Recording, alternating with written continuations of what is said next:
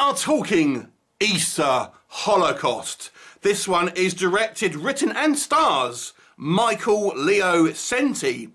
And how to describe this super low budget B-movie horror? Well, I would say this. If you can imagine, what if John Waters directed the band Gwar whilst making a Texas Chainsaw Massacre sequel on basically a few $1,000s budget. That's basically how I would describe this movie.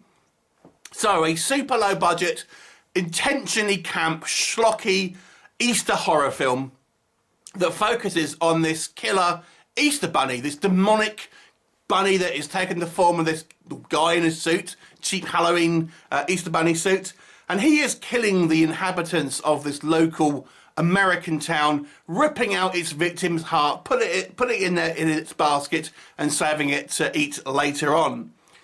Then the movie focuses on a group of protagonists. We've got this kind of psychic woman who is after it. We've got this blind professor. We've got this bounty hunter type played by the director himself. Government agents, the police, along with a load of peripheral other characters. We also have a subplot here about a kind of Texas Chainsaw Massacre style deliverance family that are kind of your typical redneck hillbilly cannibal types and things like that. And that's pretty much a movie. So, what can we say good about this film? Okay, you can't deny this movie is ambitious. Obviously, a very low budget. According to IMDb, it's $3,500 budget. So very ambitious for obviously the low budget film that it is. Lots of plot lines, lots of characters, lots of things going on. Put a pin in that because we're going to come back to that one. It is relatively well shot, I will say that. So on a technical level, considering the budget and probably the lack of professional equipment here, I've got to say, on a technical level, it's reasonably well shot. I mean, for example, the editing, the framing, the lighting, not too bad. So on a technical aspect, I do feel there is some merit here. Given budget and maybe more experience, this could maybe look a little bit more of a professional style movie. But I have seen worse shot movies on higher budgets than this. The movie is so intentionally kind of slocky and cash and just campy.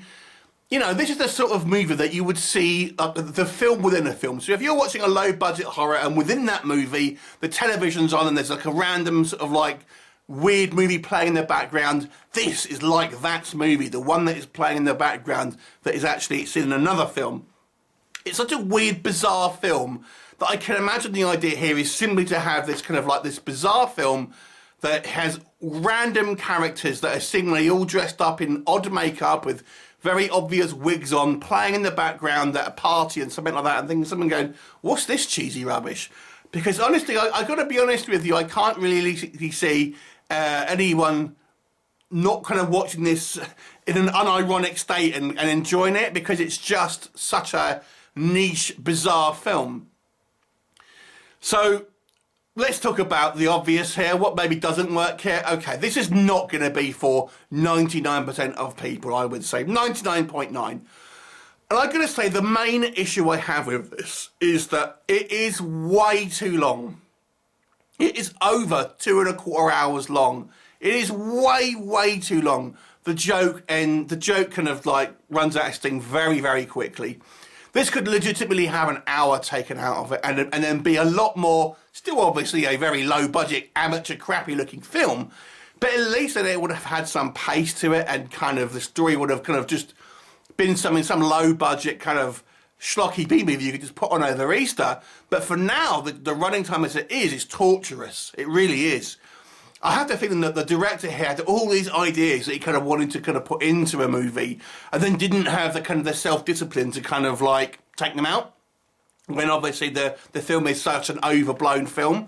And obviously that's why you need a producer. That's why you need to have someone push back on you when you are a filmmaker to say, maybe we need to think about this. I mean, the movie it feels like it's made for the director and not made for anyone else, if that makes sense.